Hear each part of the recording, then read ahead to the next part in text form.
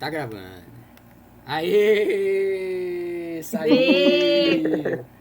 Saiu o papel. O Finalmente, primeiro, depois de um ano. Saiu depois de um finalmente. ano. Vai sair. E aí, gente, sejam muito bem-vindos ao. Gente, eu esqueci. Vamos, volta. Guarda a produção. Corta.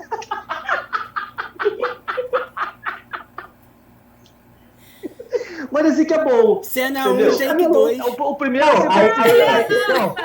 Aí o editor Volta. agora vai botar aquele efeito preto e branco, né? É. Pros erros. Peraí. Cena 1, take 2. É, Ah, essa Vamos foi lá. bom, mano. Eu vou fazer uma claquezinha aqui. Faltou até aquela musiquinha, aquela. Oh no, oh no, oh no.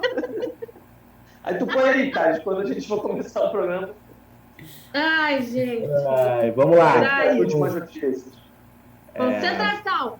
Podcast no Feito na Grama, tomada 1, take 2. Ei, sejam muito bem-vindos ao No Peito na Grama, podcast que um bando de maluco resolveu fazer. Né? Juntamos eu e minha galera, Marquinhos, Gabs, No cordial boa noite. Thales, Fala, pra galera. gente poder falar de uma coisa que a gente ama, dos nossos jeitinhos, que é de futebol, das nossas loucuras, das nossas paixões, e estamos aí. Vamos falar primeiro, né, do assunto quentíssimo agora, que parou tudo em São Paulo. Então vamos falar que o futebol também parou. Vocês concordam que o futebol deve parar mesmo? Aqui no Rio, né, nós somos do Rio, aqui no Rio não parou. Mas vocês concordam? Deve parar? Quem vai primeiro? Pode ser você. Pode ir. Então, eu acredito que o futebol não deva parar. Não, na minha opinião, não deve parar. Lá atrás, no início da pandemia, eu acho que foi certo parar, porque era o início da doença, ninguém sabia o que fazer, não tinha teste, não tinha protocolo, não tinha nada, tinha que parar para entender, vamos para onde agora, o que vai acontecer, como é que as coisas vão caminhar. Parou, voltou, e eu me baseei até num dado que o Lugano, que agora está comentando na ESPN, trouxe essa semana. O São Paulo, quando o Campeonato Paulista parou no ano passado, no início da pandemia, os jogadores foram para casa. Quando eles se reapresentaram, todos eles foram testados e fizeram lá toda a bateria de testes, e 42 jogadores e membros da comissão técnica, funcionários, foram diagnosticados não com coronavírus, mas com IgG positivo, dizendo que já tiveram coronavírus. Então 42 deles tinham sido infectados enquanto eles estavam em casa, né? Aí o futebol voltou em maio e ficou agora até fevereiro. De maio do ano passado até fevereiro agora de 2021, 30 foram infectados. Ou seja, menos gente foi infectada enquanto o futebol estava acontecendo do que enquanto esses caras estavam em casa. E por quê? Porque esses caras, quando estão lá, eles estão sendo testados o tempo inteiro. Eles fazem 3 testes por semana.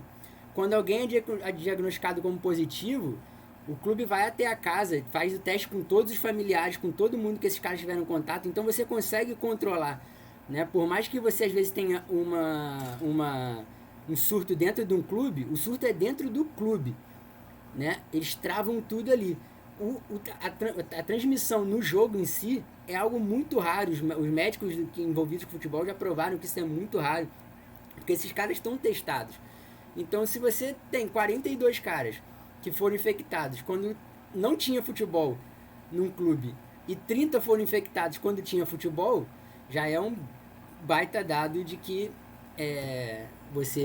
a transmissão não está no futebol, o problema não está no futebol, né? E tem gente que alega e fala, tem que acabar o futebol, tem que parar porque para dar o exemplo e porque o futebol gera aglomeração, as pessoas vão se aglomerar para ver o jogo. As pessoas elas vão se aglomerar porque elas vão se aglomerar.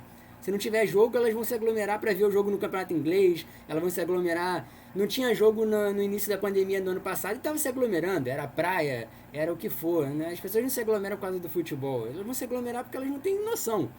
Então, assim, eu acho que para mim já está mais do que provado que o futebol não é o problema. O futebol é o menor dos problemas. A quantidade de casos no futebol é desse tamaninho, assim, não é o que impacta na sociedade.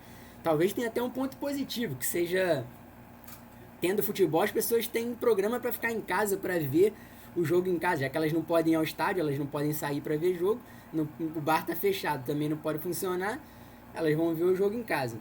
Então, na minha opinião, foi acertado parar lá atrás, mas agora acho que está mais do que provado que o futebol não é um problema e não é o grande causador aí do nosso problema. A gente tem muitos outros problemas que não são o futebol.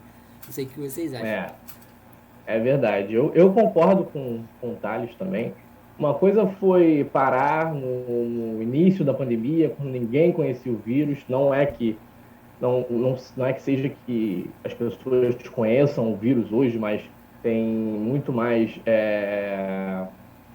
Calma aí, corta. Aí, edita. Vamos lá, de novo. Eu concordo com o Thales, tá? Uma coisa foi parar o vírus, os jogos no início da pandemia, tá? Quando não se tinha informação sobre o vírus, tá? E outra coisa é agora, a gente já está há mais de um ano nessa pandemia, um ano praticamente com essa pandemia. E já se tem conhecimento, já se sabe como controlar o vírus, por mais que o país não esteja controlando, tá? Há a possibilidade de continuar com o campeonato normal, sem problemas, porque, como o Thales falou, os jogadores estão mais protegidos fazendo teste todos os dias nos clubes, nos CTs, do que em casa. A gente vê, o Gabigol ontem de madrugada, porque ele estava de férias, né? Se ele não tivesse. Exatamente, se ele não tivesse, ele estava no clube. Se ele tivesse no clube, ele vai se apresentar nessa segunda-feira. Se ele tivesse no clube, talvez ele não estaria no cassino, entendeu? Então, os jogadores estão muito mais seguros dentro do clube, jogando futebol, do que fora do clube. Tá? E essa questão de aglomeração, as pessoas estão se aglomerando com futebol ou sem futebol. Então, com futebol, pelo menos a gente tem algum entretenimento para as pessoas ficarem dentro de casa. É exatamente o que o Thales falou. Mas vocês não acham que o fato de ter futebol não faz com que haja uma pressão para os clubes voltarem com o público nos estádios? Isso com certeza. Justamente para ter um retorno e um lucro, né? Porque a gente viu o quanto que o lucro dos times ano passado caiu justamente pela falta de público nos estádios. Será que isso não faz com que tenha essa pressão em cima dos clubes para que pressionem os estados a voltarem com o público nos estádios? Não, pressão vai ter com certeza. Com certeza, meu irmão. Já está tendo já desde o ano passado, meu irmão. Quando já estavam querendo botar com público na época do Maracanã. Acho que foi daquele jogo do Flamengo e Atlético Paranaense, que eles já estavam querendo voltar com uma porcentagem de público e tal, que naquela época assim, a gente não tinha cabimento voltar ainda, né? Mas é o que o Thales e o Dudu falou para mim, cara. Sem público, o futebol pode andar tranquilamente, meu irmão. O que atrapalha a questão do coronavírus é o que as pessoas fazem no dia a dia. Entendeu? Se as pessoas continuarem saindo, indo para festa, agindo normal como se nada tivesse acontecido, vai continuar subindo os casos e tal. Não vai ser o futebol que vai crescer o número de casos de corona, entendeu? Até porque, como o Thales falou e o Dudu falou, eles são testados todo santo dia, entendeu? Tem aquela questão de treino, casa, jogo, treino, faz sempre esse itinerário, entendeu? Só que quando, por exemplo, estão de férias, como o que aconteceu com o Gabigol agora, que agora que ele está de férias, ele pensou que poderia fazer qualquer coisa, meu irmão, não está nem aí, acabou indo para um cassino, foi lá para para um cassino ilegal, meu irmão. E, meu irmão, mesmo na pandemia, e foi curtir, entendeu? Com certeza, Não, se tivesse concentrado no jogo com o Flamengo, não ia acontecer isso, entendeu? Se bem que Exatamente. essa semana, hoje mesmo, acho que teve uma notícia no ESPN que o médico do Corinthians pediu demissão porque ele falou que os jogadores não estão cumprindo com o protocolo. Da onde? Então, mas os jogadores não Do estavam cumprindo o Corinthians. protocolo porque eles estavam de férias, né? Pois é, eu Eles não sei se retornaram ele agora. ele Eu falou vi que ali, eles esse foi passaram o um dia de grande- folga. É, Não sei se eles já estavam ainda, já não estavam mais de férias, passaram um dia de folga num resort aglomerado. o Ivan Grava, esse né? é o Eu vi problema. também hoje que ele pediu demissão. Então, Mas- assim, os clubes têm que também conversar com os jogadores e implementar uma. Como o aplicar Gabigol multa, também, né? ele é de férias, mas ele representa. Ele ia se apresentar hoje, Exatamente. ele representa uma imagem, ele tem ele vende a marca Gabigol também.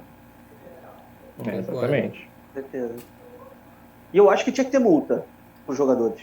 Também Mas mesmo acho. estando de férias, não tem essa, meu irmão. A gente está num período do mundo que está diferente. Todo mundo teve que mas aí- mudar o seu dia a dia. Assim, tudo bem, eles estão de férias assim, entendeu? Mas tem que tomar cuidado, meu irmão. Esse que tomar multa cuidado, mesmo, cara. repreensão. com Mas certeza. aí a gente entra em uma outra seara, né? Porque para ter multa, o clube já tinha que ter avisado, ter pré-avisado os Isso. jogadores. Ah. Com certeza. Fiquem em casa, se vocês quiserem viajar, ok, mas vão para um lugar mais reservado, um lugar mais vazio, e ter essa conversa antes dos jogadores entrarem de férias. Não, Não sem sei dúvida, se sem ele- dúvida. Eu Deveria ter. Eu só acho que essa conversa questão- não é mais necessária ter, né? Eles já Exatamente. estão avisados disso há muito tempo. Qualquer Não, mas pessoa sabe. E, Sim. e eles carregam aquela velha história que eles falam, né? Ah, mas durante a minha folga o que eu faço Eu é faço problema tudo. meu. Não é bem assim, né? O jogador ele assina uma coisa chamada contrato de imagem porque ele veste uma camisa do clube. Então quando o Gabigol é pego, aliás ele foi pego numa pandemia, num local com aglomeração, em local ilegal, ou seja, ele tá tava todo com Tudo certinho. que é pra fazer de errado, ele conseguiu fazer. Tá todo errado, tá todo Tá errado. todo Se fosse tá todo assim, errado. tá, é uma doença que não é transmissível. Mas se ele pegar, ele pode transmitir para todo mundo mesmo. Exato, exatamente. Se amanhã tem a representação no clube, ele vai ter que se representar, só que ele estava num local com 200 pessoas, aí ele pode se representar amanhã, infectar o clube inteiro, e aí o Flamengo vai ter que pagar o pato por isso. Então essa é uma conversa que não precisa ter tido. E quando você vê o Gabigol lá saindo com a polícia escoltada entrando na viatura, não é o Gabigol, é o Gabigol atacante do Flamengo. Então assim, essa coisa de que o jogador faz o que ele quiser na folga dele é até a página 3, né? Porque assim, a partir dali, amigão, eu pago o seu salário e você tá atrelando o seu nome ao meu, Exatamente. e Mas você não pode fazer mas qualquer como coisa, eu- né? Não, o problema não é ele beber uma Não. cervejinha no final de semana, o problema é ele ir para um cassino que é ilegal no Brasil com 200 pessoas. Sim. Numa, Aí- numa Durante época uma que tá, pandemia. e que tá só aumentando. Num assim, estado que tá Que, com não, restrição. que ele tá, Ele tava que ele todo tá errado. errado. Não, que ele tá errado, isso não tem dúvidas. Não tem dúvidas do que ele tá errado. E nem só ele, Mas a não, tô questão- falando de qualquer jogador que não precisa Não, do sim, aviso, né? qualquer jogador. Teve a festa do Moisés, do aniversário do Moisés, do lateral do Inter também, teve aglomeração, teve polícia na festa também, mas não está repercutindo tanto quanto o Claro, Gabigol. a Mas mídia isso do não Flamengo e do vem ao Gabigol é caso. maior, né? Sim, claro. Sim. Mas isso não vem ao caso. O caso que eu falei antes é o seguinte: tinha que ter uma conversa assim do clube, um aviso do clube. Olha só, não faz isso, não sai, não vai para lugar público, se for, vai de máscara,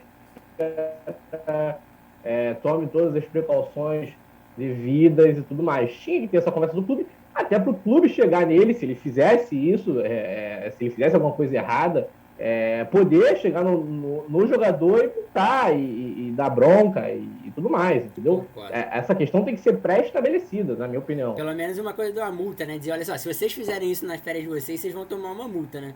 É lógico, tinha que ter um É. pré-aviso. Com Eles certeza. acabam eu acho até. que- Já poderia Avisar, deixar pré-avisado que avisado. teria uma multa caso acontecesse. Ficar sobre aviso. Sim. Os próprios jogadores que fazem isso, Se eles vocês forem pegos em alguma prejudicam. festa. Perdão. Não, Eles não, pode falar. prejudicam toda a narrativa da volta do futebol, porque.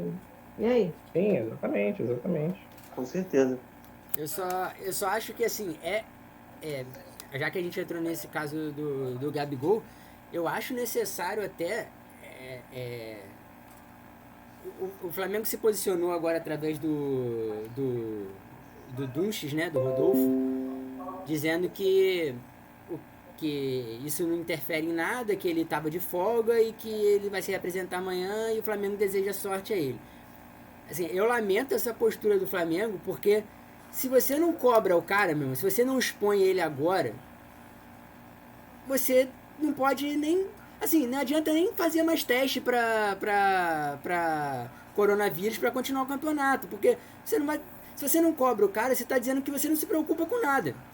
Então depois você não pode dizer assim, ah não, a gente testa 3 vezes por semana, a gente tem todos os cuidados, simplesmente vamos sem fazer teste mesmo, vamos todo mundo pro jogo e dá o que dá, porque quando o seu jogador foi para um cassino com 200 pessoas, você disse que não tinha problema nenhum, entende? Passa a mão na cabeça, né?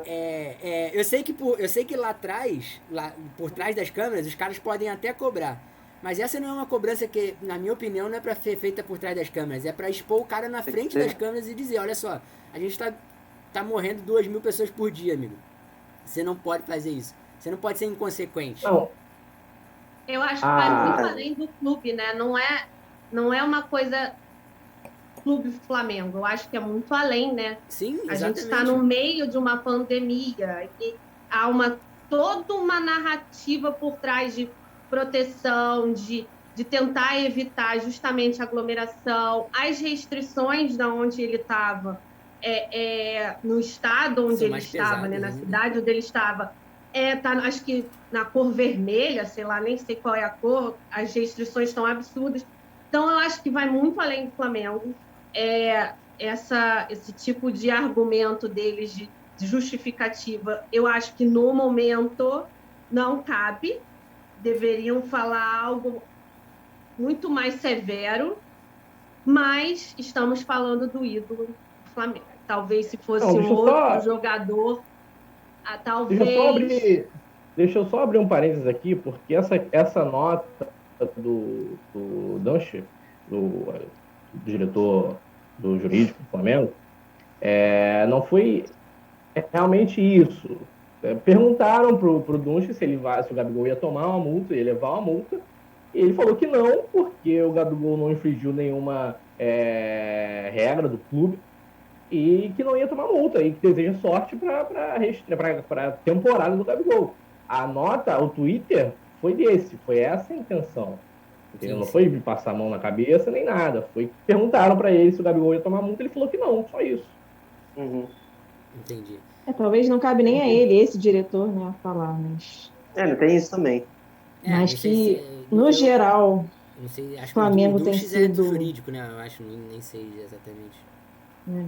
O Flamengo tem sido meio... não digo contraditório, mas muito light no approach contra o coronavírus desde o ano passado. Né? É porque o Gabigol, na nota dele agora que ele se desculpou, né? Que eu tava falando com a Nath em off aqui, era melhor ele não ter se desculpado, porque o que ele falou... Faltou sensibilidade. Eu fui jantar... Estava um jantar com amigos... Beleza. E faltou sensibilidade ainda que ele tivesse ido mais. jantar, ele foi jantar num cassino com 200 pessoas, ainda que ele não estivesse jogando, né, que é ilegal, mas... Estava tudo bem, porque ele estava de máscara e de álcool gel. E assim, então, tudo certo. Faltou sensibilidade, como a Gabi falou aí, faltou sensibilidade. Gente, sensibilidade, né, você faz uma coisa como, assim, você faz uma coisa certa, que não tem problema nenhum, no momento que não é adequado, tá? Sim. Beleza, isso é falta de sensibilidade. Pô, não era o momento de fazer. Ele não fez nada certo nem no momento adequado. Ele fez o errado no momento errado. Tudo errado, então não é falta de sensibilidade, é falta de consequência mesmo. Ele foi inconsequente. Ainda se escondeu debaixo da mesa, né? Tipo, calma aí, cara. Não, Era a melhor. desculpa dele, ele falou que ele não estava escondido debaixo da mesa. É que a polícia chegou e mandou todo mundo para o chão. Foi isso que ele disse. Eu não vi essa. Aí ele deve ter ficado com medo e foi para debaixo da Disso mesa. eu não duvido. E como o Isso também não duvido. Como o Dudu falou, né? Se a gente quiser falar de outros, semana passada, depois do Palmeiras e Corinthians, do 2-2, o Jô e o Otero foram para um resort. Aí tiraram foto na piscina, Eu o vi resort isso. lotado, a piscina assim, ó, lotado. Foi uma das- entende? O Gabigol não é o primeiro e não vai ser o último, Não vai infelizmente. ser. Não vai ser porque não existe uma, como você falou, Dudu, não existe uma pré-determinação, tipo assim, olha só, se vocês fizerem, meu irmão, vocês vão ser punidos. Entendeu? Eu acho que tinha que ter, todo clube tinha que ter. Como a Sim. Gabs falou, aí Uma- chega ao ponto do médico do Corinthians pedir demissão, falar, porra, eu não aguento mais, meu. Os caras É lógico. Não, né? agora. Não adianta nada, tô tentando trabalhar e vocês não seguem. Parar. Sendo Ele que falou teve uma das dois atletas razões do foi Corinthians. isso.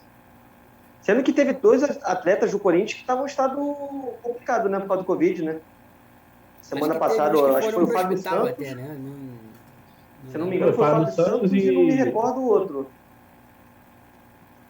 É. Eles tiveram um segundo tiveram que ir pro surto. hospital.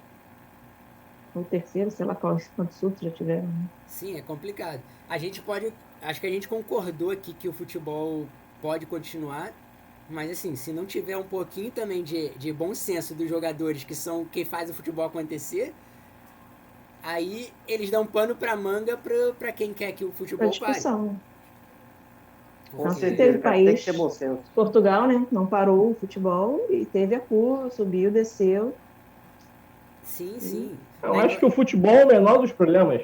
O futebol é o menor, a continuação do futebol é o menor dos problemas em relação à pandemia. Com certeza.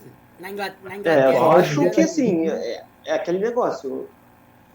O futebol em si realmente tem que continuar. Eu acho que é o menor dos problemas, mas ainda assim, até aquela ideia de que começar a ter público nos estádios, eu acho que tem que ter calma ainda nessa hora, entendeu? Eu acho que não Muita é, Eu não acho é o que também início não. ainda mais aqui no Brasil, cara. a gente não isso vê, tá? ainda não é. Tá, aqui a gente não tem estrutura para Não tem. Esse é que é o manter problema. o público, mesmo que seja um público reduzido, aqui a gente não tem estrutura Não pra tem a poder menor possibilidade, não é o momento. sustentar, né? Vamos A gente já viu que alguns clubes estão pensando nisso, volta e meia a conversa com a federação e vamos voltar e não sei o quê. Mas assim, a Nath levantou a questão do será que não vai ter uma pressão pela volta do público? Mas eu acho que nesse momento, se o clube conseguir parar 5 minutinhos, é que é difícil pedir de cartola para pensar com um pouquinho de razoabilidade, né? Mas assim, se eles conseguirem um pouquinho, 1 minutinho, se o futebol parar, eles não têm nem o dinheiro do público, nem o dinheiro da TV. Porque também não tem jogo, não tem propaganda, não tem dinheiro da TV. Se o futebol continuar sem público, pelo menos o dinheiro da TV tá pingando.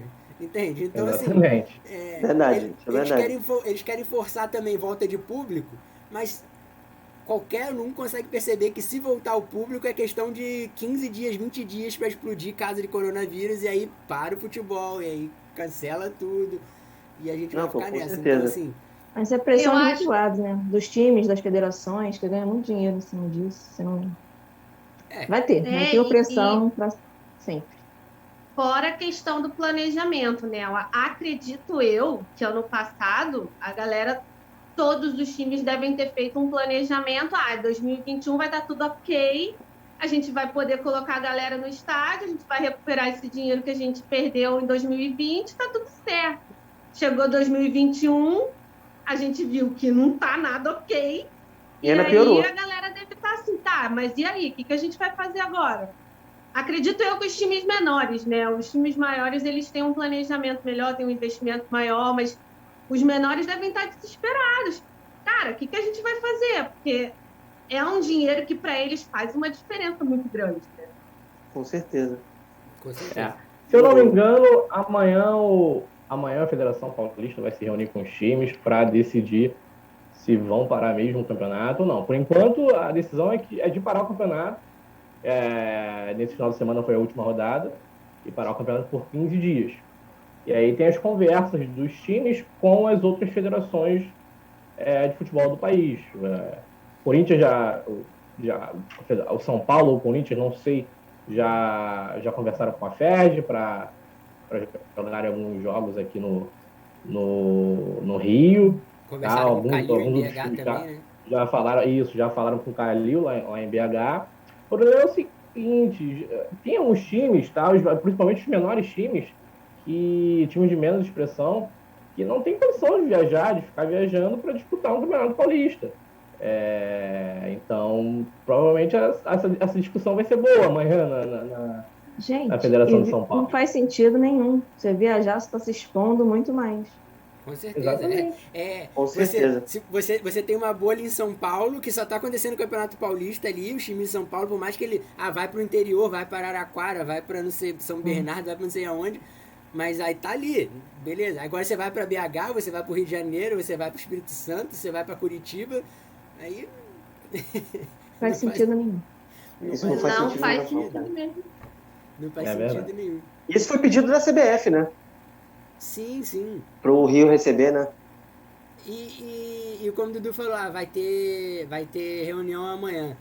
Isso é outra coisa que, assim, essa indefinição, cara, o governo vai e fala, não pode ter futebol porque a gente fez um estudo, nossa decisão é pautada em estudos do nosso não sei como é que eles chamam lá, do grupo Secretaria de deles lá, Saúde. que faz de saúde lá, Secretaria de Saúde, fez um estudo e tem que parar o futebol. Mas na segunda-feira a gente vai se reunir para ver se pode voltar ao futebol. Pô, o que mudou de quinta-feira para segunda-feira, meu filho? Aí, segunda-feira, aí o governador fala, não, pode ter. Aí a população também fica nessa de tipo, pô, o cara falou que não podia porque tava perigoso, aí se reuniu com os caras, agora falou que já podia, que não... Então fica nesse... O que acontece aqui no futebol brasileiro é uma bagunça. É uma bagunça mesmo, cara. É o espelho da política, né? Como você falou, política, isso aí. futebol. Aproveitando até o próprio prefeito de São Paulo, que estava no jogo da final da Libertadores. Um cara que tem uma doença que ele tem, não devia nem estar perambulando pela rua, nem ir para estádio, nada. Irmão, o cara quer dar o exemplo. Não tem como, né, cara? É Aí impressionante. vai pro Gente, Maracanã, vamos pro meu irmão. próximo bloco? Vamos falar Vamos, senão daqui a pouco a gente está falando de política. dos jogos da... Deus me livre. Dos jogos da rodada. A gente teve hoje clássico aqui no Rio, Fla-Flu. Eu preferia não comentar, passar adiante, mas vamos falar um pouquinho dele, porque o jogo foi bom, o jogo não foi ruim. E aí, o que vocês acharam do jogo? Assim, para mim foi um monólogo do Flamengo com um gol sem querer no final, mas tudo bem, vai. Sem querer não, foi um golaço, né? Mas Foi um golaço. Não sei se o jogo foi tão bom assim. Eu assisti os jogos, não sei se o jogo foi tão bom, mas realmente foi um monólogo.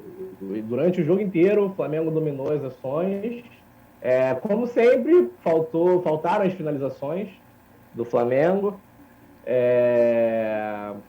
E a velha máxima do futebol, quem não faz leva. O Flamengo criou, dominou, ficou no ataque, o Flamengo perdia a bola, pressionava e ganhava do Fluminense. Parecia que o Fluminense não estava jogando. Tá? O Ganso, para armar o time do Fluminense, quase não encostou na bola. Tá? O Fluminense veio com uma proposta de contra-ataque e não conseguiu fazer, porque não sei se esses jogadores, o que aconteceu, mas o Fluminense não estava conseguindo jogar. O time do Flamengo, pelo que parece, no primeiro tempo, estava com mais vontade. Tá? Isso deu a aparecer isso. Tá? E só dava o Flamengo. No primeiro tempo só deu o Flamengo, só foi o Flamengo, dominante. No segundo tempo, no começo do segundo tempo, primeiros 15, 20 minutos também continuou a mesma coisa do primeiro. Tá? E uma felicidade do Julião, acertou aquele golaço, tá? Que é de extrema felicidade. Tá? Eu acho que foram um dos poucos chutes do Fluminense. Tá? Eu vou pegar os dados aqui para falar com vocês, mas um golaço de quase do meio do campo, tá? E que golaço. um golaço. Infelizmente foi um golaço. Eu sinceramente não vi o jogo, não estava vendo o jogo, estava acompanhando as notícias aqui nos programas esportivos e acompanhando o jogo pelo tempo real. Mas a impressão que eu tive foi de um jogo, pelo menos no tempo real, a gente tem uma impressão um pouco diferente às vezes, mas eu tive a impressão de um jogo dominado pelo Flamengo, mas aquele domínio, tipo assim, o jogo nada acontecia, aquele domínio, o Flamengo ficava lá com a bola o tempo inteiro, o Fluminense não participou do jogo, mas também nada de muito interessante acontecendo durante a partida, não. Durante a partida. E viu o gol do Igor Julião, realmente, assim, ele vai tentar chutar aquela bola ali mais umas 100 vezes e vai errar 110. Jamais vai conseguir. Não vai conseguir, como eu estava falando aqui com o Dudu e com a Nath, o primeiro gol dele em 87 jogos, ou seja, calhou de ser exatamente naquele chute nesse jogo, no Fla-Flu, na estreia do técnico do Roger. Isso ele não vai conseguir nunca mais um desse. Mas sinceramente eu não consigo me aprofundar muito no jogo porque eu não vi. Não sei se a Gabs viu o jogo, acompanhou. Hoje não deu, só vi os melhores momentos, mas acho que mesmo sendo o time reserva, Rogério treinando há poucos dias, parece que o Flamengo tem essa cara, né? Desde o ano passado. É um time que tenta e não consegue. Falta sempre fica com a bola, finalização. E não finaliza. Perdão, fala aí. Não, eu ia até perguntar isso, tipo, por que vocês acham que o Flamengo,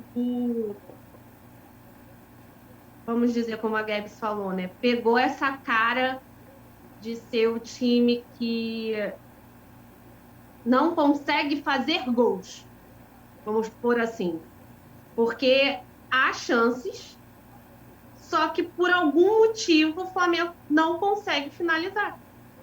É que o Flamengo faz gols, desculpa, Nath. O Flamengo faz gols. O Flamengo faz até muito gol, tá? Só que o Flamengo tem muitas finalizações desperdiçadas. Se o Flamengo marcasse comparado às finalizações... Não, mas se o Flamengo marcasse todas as finalizações, marcasse gol em todas as finalizações, o Flamengo, eu acho que é o melhor ataque do Brasil. Foi o melhor ataque do Brasil no Campeonato Brasileiro, não tenho certeza.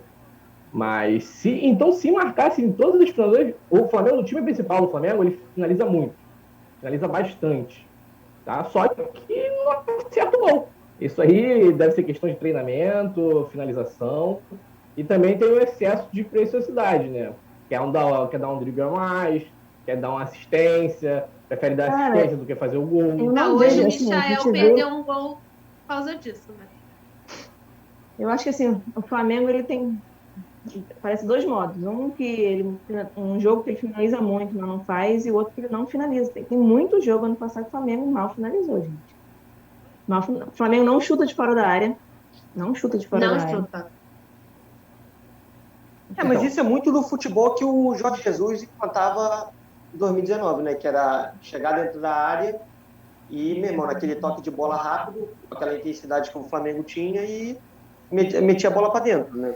Só que ano passado, até fevereiro, né, que foi quando o Campeonato Brasileiro durou, já esse ímpeto todo que o Flamengo tinha, além aquilo que a Gabi falou, o Flamengo deixou de chutar tanto quanto chutava, deixou de criar tanto quanto criava. E assim, mal bem eles tinham posse de bola, muita posse de bola, mas pouca oportunidade, entendeu? E as oportunidades que eles tinham também, só o Gabigol perdia 80% das oportunidades, entendeu? E isso vai pesando, né? O jogo após jogo, o time vai sentindo, e aconteceu que já não tem mais aquela intensidade que tinha quando tinha com o Jorge Jesus, por exemplo. E respondendo a sua pergunta, Dudu, o Flamengo foi o melhor ataque, com 68 gols. Foi o melhor ataque, né? Eu tô vendo aqui no SofaScore. Quantos gols o Flamengo perdeu ano passado? Porque para ser o melhor ataque. O Flamengo tem uma média por partida de 1,8 gols por jogo. Isso é bastante gol. É alto, bastante. É alto, a média é alta. Eu acho que eu fiquei com uma impressão dos gols sofridos e não... Eu mandei no Porque nosso ano grupo passado a gente sofreu muitos gols. Os Então gols eu fiquei sofridos com foram essa 48. imagem. Sim, que é bastante alto também para um time que tá brigando lá em cima, né? Mais de um gol por jogo. Exatamente. Então, O Flamengo fez 68 gols em 38 jogos no Brasileiro, ano passado, e sofreu 48. Se 48, eu lembro que eu mandei no nosso grupo do WhatsApp lá um dado também do SofaScore do brasileiro que mostrava o ranking de gols por finalizações, né? E assim, por incrível que pareça, o primeiro do ranking era o Vasco, que estava lá atrás, na zona de rebaixamento, e o último do ranking era o Flamengo.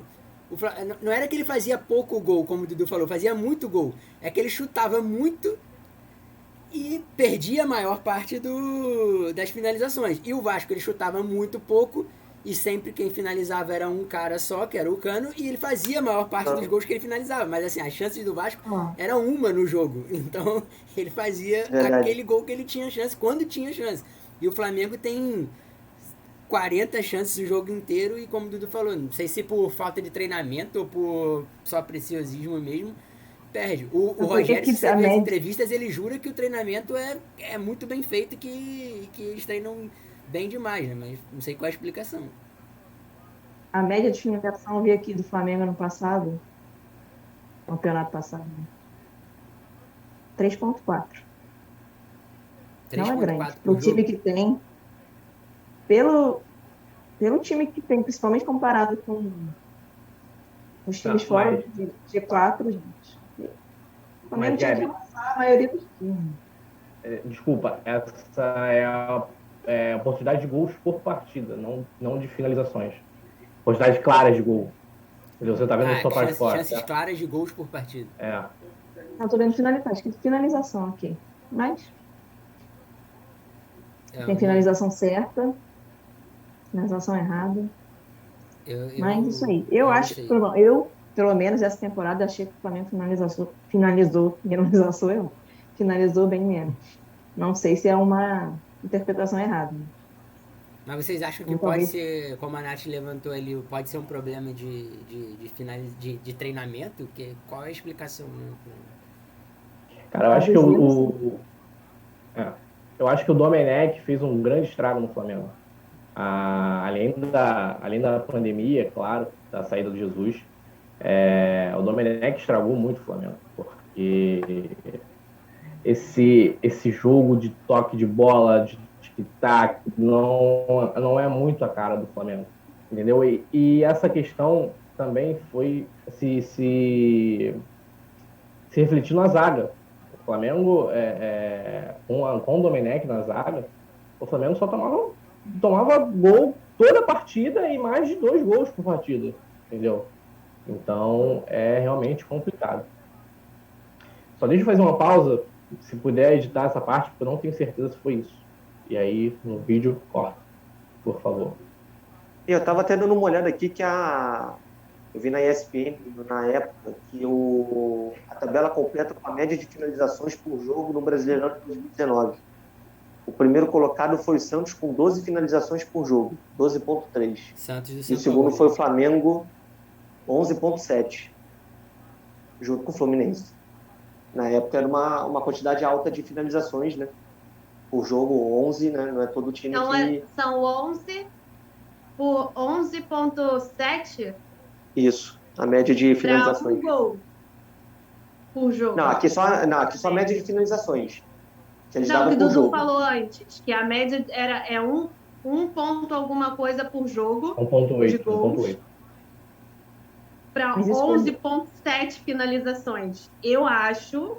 Não, mas isso desse 11 foi de 2019. São para um comparativo. Tá. Achei que tivesse sido ano passado. Não. E o Flamengo tem um total, no Brasileiro, teve um total de chutes por partida de 11,5. Tá? É bastante chute para uma partida. No Brasileiro desse ano, de 2020 e 2021. 2020 e 2021, isso. Então eu vi errado aqui. 11 chutes por partida, o que não foge da comparação que a Nath ia fazer, Nath, que o Marquinhos tinha falado 11.7.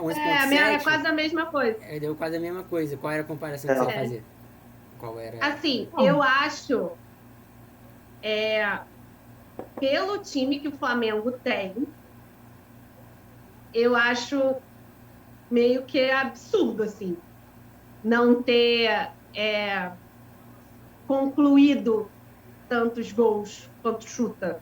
Porque o Flamengo tem o time. Assim, no papel, é o melhor time do brasileiro. E a gente já viu o quanto que esses caras jogam. Por isso que eu fico meio que assim, que eu acho que alguma coisa deu errado.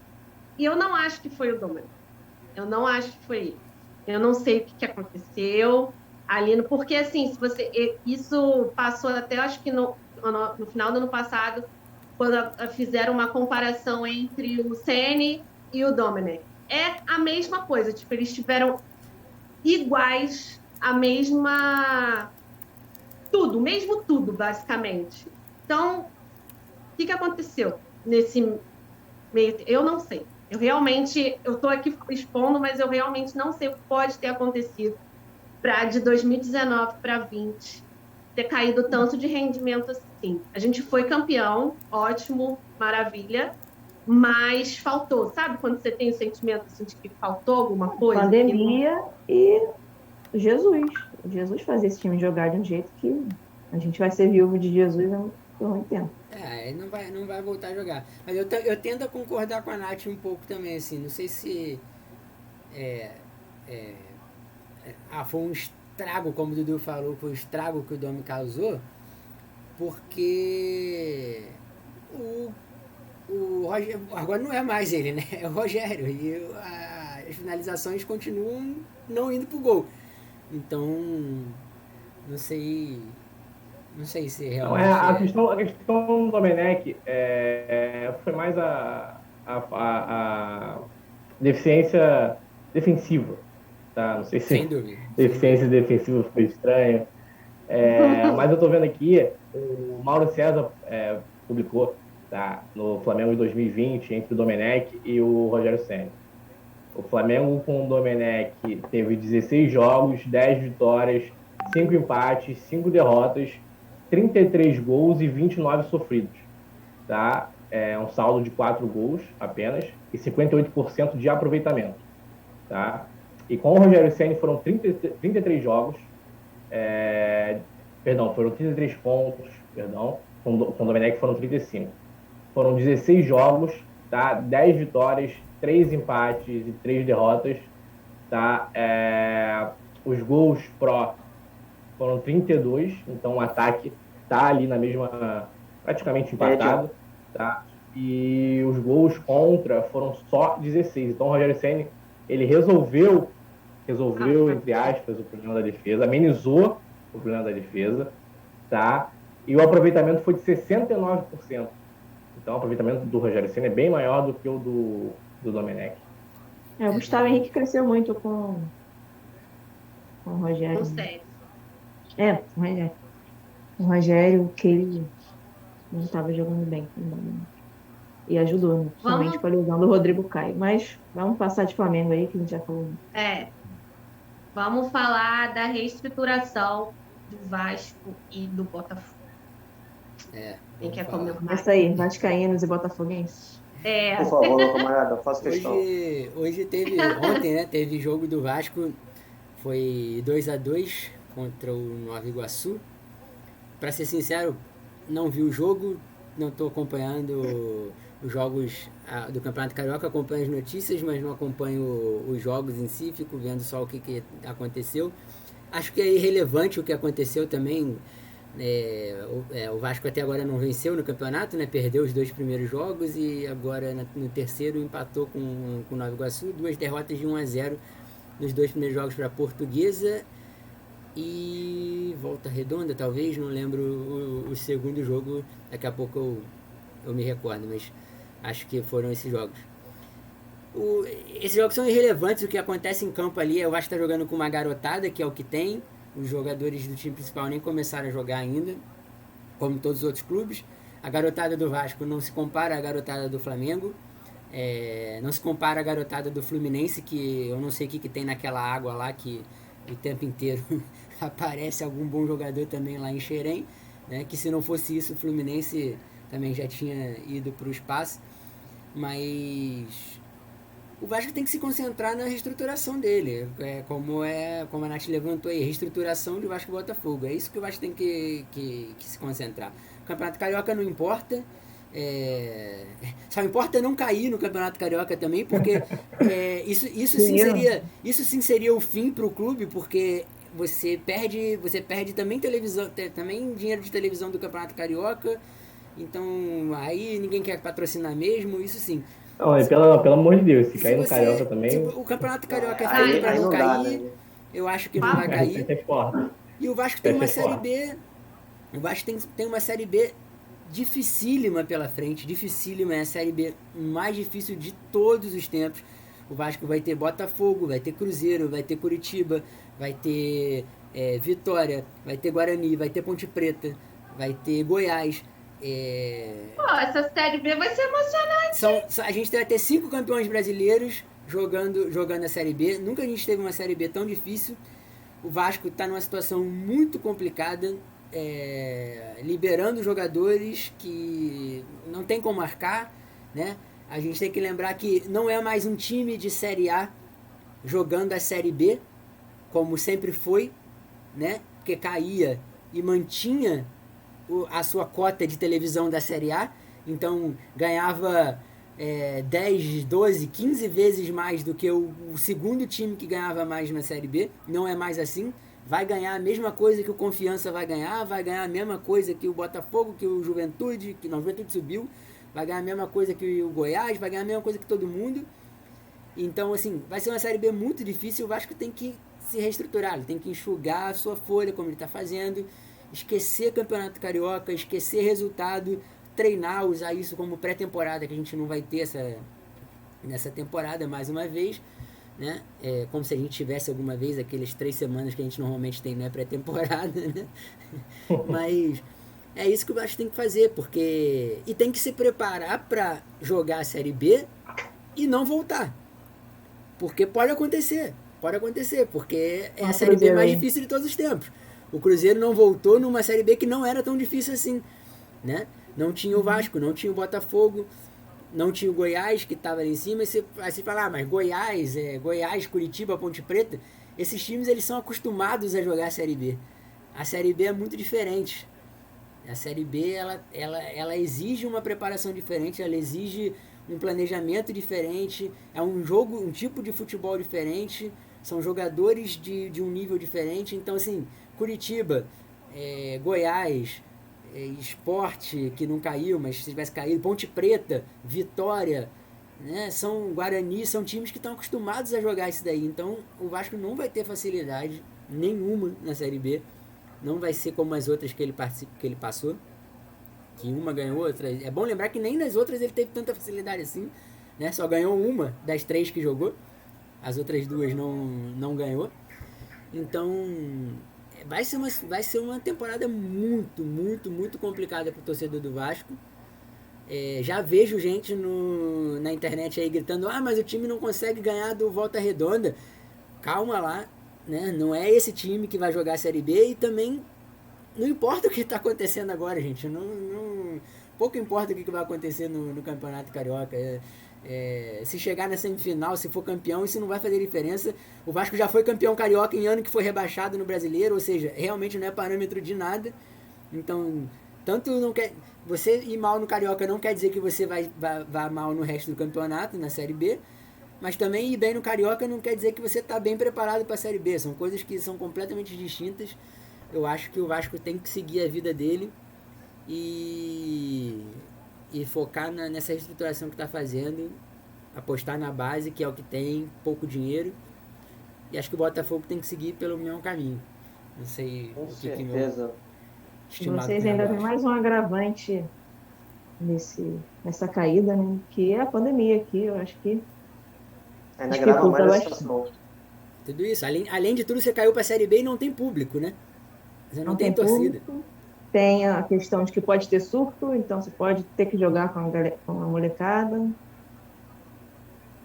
Realmente. Mas o que o Thales falou sobre essa questão de reestruturação é bem isso mesmo que meu time tem que fazer, meu irmão. O Botafogo, que eu até tô confiante assim quanto a essa diretoria, que ela é mais pé no chão e parece que ela tá colocando gente mais capacitada para gerir a situação que o Botafogo se encontra. Digo mesmo do Só Vasco. que o problema do Botafogo são as questões de dívidas antigas, entendeu? Agora, por exemplo, Caio Alexandre foi vendido para o Vancouver. Botafogo vendeu até um preço bom para ele. Se não me engano, acho que foi 4 milhões de dólares. Só que já pediram a penhora. Tem até que teve um empresário acionou o Botafogo na justiça pedindo penhora do dinheiro da venda, do Caio Alexandre. Entendeu? É esse tipo de coisa que o Botafogo está sofrendo por incompetência de outros dirigentes passados e que complica completamente tu dar o passo à frente para tentar reestruturar o time, entendeu? Esse aqui é o grande problema do Botafogo.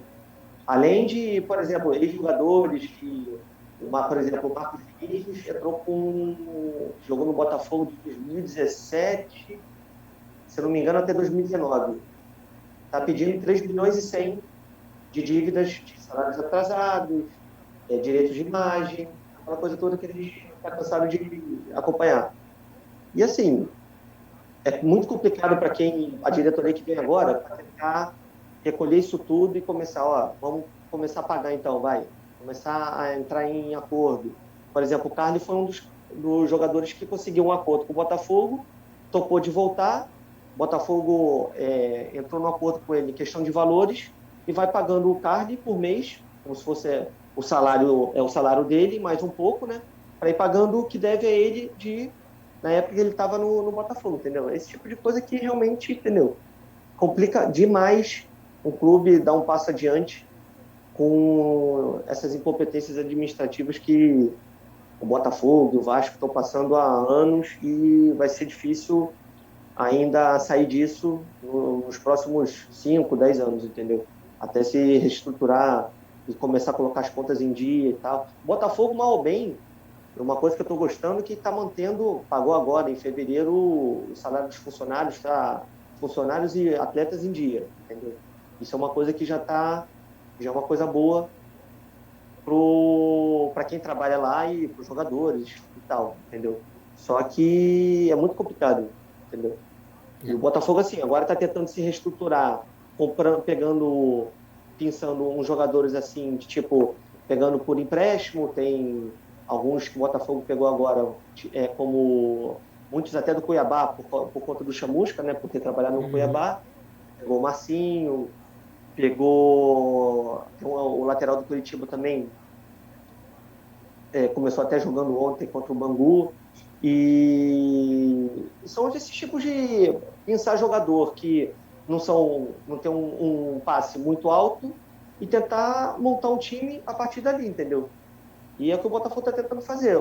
Ontem eu vi o jogo do Botafogo, até estou gostando já, o Botafogo está com um futebol mais veloz, não estava aquele futebol pasmeira que era até o Brasileirão, entendeu? É um futebol assim mais o toque de bola mais rápido, entendeu? Os jogadores estão correndo mais e tal. A zaga, até agora o Botafogo, desde que começou o Campeonato Carioca, e inclusive até com o jogo da Copa do Brasil, não tomou gol. Foram 4 jogos e continuou, e a defesa tá indo bem, né, nos jogos, né? Tá sendo consistente. E assim, estamos indo devagarinho, tentando formar a equipe titular do time, muita garotada, como o Matheus Nascimento, o Babi. E assim, estamos indo devagarinho, né, para tentar montar um time que a gente já está fazendo a pré-temporada a partir já de hoje, entendeu? Exatamente. O Campeonato Carioca é pré-temporada de muito time carioca, entendeu? O Vasco e o Botafogo, eles estão jogando com o que consideram time titular? Ou ainda está nesse, como você disse, meio que uma fase de testes? O Vasco está jogando com uma base ainda. O Botafogo já está com, assim, a grande maioria, por exemplo, a zaga, Canu, o Benevenuto, que já eram titulares do time, o goleiro é um goleiro recém-contratado, Ah, o Carly voltou, né? Agora dele. Mas Oi? o Vasco tá O jogando com a Carly base, voltou, mas nessa certo? passagem a base Carly vai ser basicamente o time do Vasco. Porque os Continua. jogadores do time principal eles estão sendo liberados por causa de contrato, salário alto. Então, assim, não tá jogando com o time principal, porque tem alguns jogadores do time principal que vão ficar que ainda não estão jogando. Mas grande parte dos jogadores ali são da Outros base. vão que tão embora, jogando. né? Exatamente. Isso é o problema. E Exatamente. assim, aí assim vai, entendeu? Mas uma coisa boa é que o Botafogo é um dos 4 grandes que continua invicto no Campeonato Carioca. Hein? Diga-se de passagem. Não adendo, não quer nada. Deixa ele se sentir, deixa ele se sentir. Primeiro diz que o carioca não vale nada e agora tá falando. Não, mas é a questão de É otimismo. isso. A questão de otimismo, entendeu? Uma Chamusca coisa- tá fazendo o clube. Mas os torcedores dos clubes cariocas geralmente são assim, quando vão mal no Carioca, Carioca não presta, Carioca tem que acabar, Carioca não sei o que lá, aí ganha o Carioca, Chegou na nossa, final, né? Carioca, Até Carioca morfeu, né? o Carioca é maior do que a Libertadores. Conta como título. Dá dinheiro, né? Vai não. Tá dando. É. Somente Vou pelo aproveitar esse gancho que a gente falou de clássico, Fla-Flu, que hoje foi o dia dos clássicos. A gente teve Fla-Flu, a gente teve Internacional, Boca e River, e a gente teve na Inglaterra Arsenal e Tottenham. E aí eu vou deixar para vocês uma perguntinha. Qual é a maior rivalidade do futebol mundial?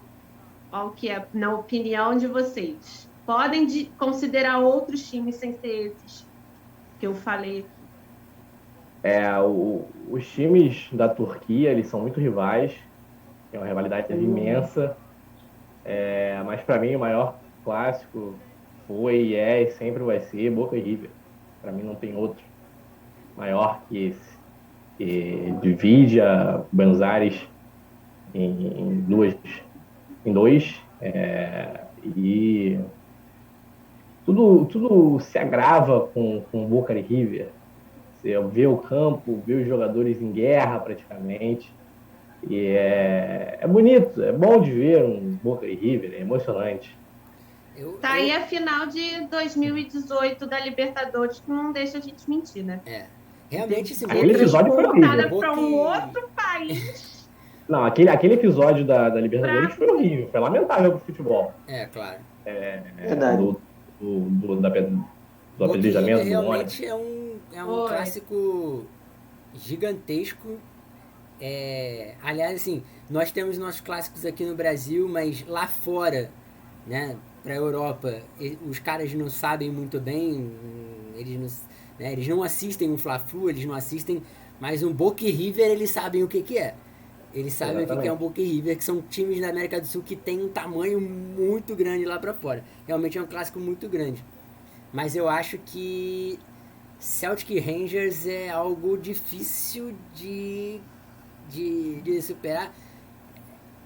É uma rivalidade que envolve religião, envolve política, envolve outras coisas. Envolve outras coisas. Chega ao ponto de existirem escolas para torcedores do Rangers e escola para filhos de torcedores do Celtic, e filhos de torcedores de um time não podem estudar naquela escola, são proibidos por regimento da escola, tá no regimento da escola, não pode ser filho de torcedor do Celtic, não pode ser filho de torcedor do Rangers, ou seja, é uma coisa que extrapola o campo de futebol. Então eu fico com Celtic e Rangers, menção honrosa para Boca e River e os clássicos da Turquia também. Eu morando na Turquia, já morei na Turquia, sei que lá a gente não tem a mínima noção do que é fanatismo, né? Aqui. Lá o time realmente é vida, é mais importante que família para muita gente. Ou tão importante quanto família, né? Então... Mas de pegar dois times, eu fico com o Thales. O Celtic Rangers, que envolve religião, envolve cultura, ali eu acho que de rivalidade é difícil ver assim, que afeta o dia a dia. Os times da Grécia também, eles são... Na Grécia também o bicho pega muito pesado. O bicho pega também. Mas assim, por exemplo, na Turquia, na minha escola, tinha pessoas diferentes, torciam para diferentes times. Então, assim, quando o jogo rola, é uma parada muito bizarra, mas a cultura, o dia a dia, as pessoas se aceitam. Acontece só no dia do jogo, é só no dia do jogo, né? A Na vida é verdade. normal, né? Não se zoar, igual a gente se zoou aqui. Na hora do jogo é uma parada que a gente não entende. Acho que a gente não entende rivalidade aqui. Yeah. A gente brinca, mas rivalidade igual Turquia e Grécia, que a gente vê lá nos países do leste europeu também, né? Que se deixar realmente rola guerra por causa disso. Marquinhos. E tem muita história, aí, Marquinhos sabe mais disso, mas que realmente torcidas de times se posicionaram em guerras mesmo, né? É, eu Então, acho que eu acho assim de rivalidade de futebol, eu acho que assim a rivalidade na América do Sul, a maior rivalidade para mim é Boca e River, sem sombra de dúvida, meu irmão. Até pelo todo o jogo tem sempre um jogador expulso ou de cada lado, ou então tem sempre uma confusão. O jogo é outra sintonia, é outra realidade que a gente aqui tem nossas rivalidades, mas eu acho que não chega ao ponto dos argentinos, né? Que eu acho que para mim assim eu acho os argentinos assim muito mais fanáticos que a gente no futebol, apesar da gente ser o país de futebol e tal. Mas eu acho que de rivalidade mesmo, assim, eu acho que, como vocês falaram, assim, a Gabi e o Thales, eu acho que Celtic e Rangers, por essa questão de religião, Galatasaray e Fenerbahçe também, que é uma coisa de maluco lá, dos programas que eu já vi sobre rivalidade entre eles, é uma coisa assim, muito louca, muito. Eu também acho que os turcos, até de fanatismo, acho que são até piores que a gente também. Tem o Olympiacos e Panathinaikos também lá na Grécia e tal, mas eu acho que de rivalidade mesmo, acho que de mais intensidade, eu acho que Celtic e Rangers, eu acho que também para mim acho que das maiores rivalidades do futebol mundial, acho que é a pior rivalidade que tem, né? Que realmente quando você interliga a questão de religião com futebol, ou política e futebol, já de muitos anos atrás até hoje, assim, é uma coisa mais. Que a gente tem a rivalidade nossa aqui, mas é uma rivalidade só baseada em futebol, né? São clubes de bairros, aí cada um escolhe o seu e tal, e basicamente só por futebol. Mas eles não, eles têm muita coisa entranhada dentro dessa rivalidade. Mas eu realmente acho que o Celtic Rangers é a maior rivalidade que tem do futebol mundial. Faltou a opinião E, da inclusive, nossa. hoje também teve outro clássico, foi PSV e Feyenoord. Também foi empate de 1-1 entre os times. E, pelo jeito, parece que o Ajax logo, logo vai ser campeão desse campeonato holandês. Faltou Mas a é opinião isso, eu da acho que nossa de âncora. rivalidade, a do No Celtic Brasil, Rangers, para mim, é a pior. Faltou sua opinião. Minha. Qual é o maior clássico? Cara, A é âncora, assim. âncora também dá opinião, mano. Com certeza. Eu acho que é Boca e River. Eu nunca, assim, nunca vi uma rivalidade tão forte, demonstrada tanto dentro de campo quanto fora, mas principalmente dentro, quanto Boca e River. É um negócio que, independente se o jogador ele é um jogador novo ou antigo, né, no caso de entrar no time, parece que aquilo toma conta do sangue, o sangue ferve, né? Eu nunca vi igual, nunca vi. Assim, para mim, Boca e River é o clássico dos clássicos dos clássicos. Não tem igual, não. acho que porque Celtic e Rangers perdeu um pouco dessa do campo, né? Na verdade, ficou mais fora do campo mesmo, principalmente porque o Rangers teve uma reestruturação. Depois que o Rangers faliu, realmente o Celtics É, dominou, né, sozinho, então. exatamente. nessa época aí da falência do Rangers, o Celtic dominou E também por cultura, né? Eu acho que jogador sul-americano no campo vai ser sempre mais. O jogo vai ser sempre mais pegado. Vai ser sempre mais... Jogador A nossa sul-americano, cultura em si já é futebol um jogo sul-americano é mais mais. pegado. Exatamente. E lá eles. Mas futebol sul-americano, exceto o Brasil. E aqui o futebol é mais cadenciado, mais calmo. Futebol sul-americano, que eu digo na Argentina, Sim. Uruguai. Mas fala hispânicos, espanhol. digamos assim. Aí o futebol é mais pegado. É o que esses países falam espanhol. Mas Vulgo também todos, tem uma grande rivalidade. Tem uma grande rivalidade. Uma grande rivalidade que a gente não pode esquecer, que é uma rivalidade também histórica e transcende o campo, vira uma rivalidade política também, que é Barcelona e Real Madrid. Acho que Também. Sem dúvida.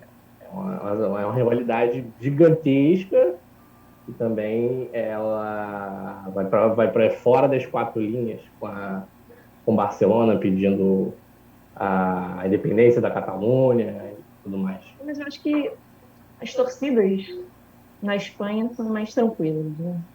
A gente não vê muito um caso de briga de torcida, né? A rivalidade de Real Madrid e Barcelona reflete muito nos jogadores, né? Muitos deles não têm boa É. relação porque o Piqué e o Sérgio Ramos são dois que não se batem muito porque... Aliás, se batem muito, não se dão muito, porque o Piqué veste a camisa realmente do separatismo, né?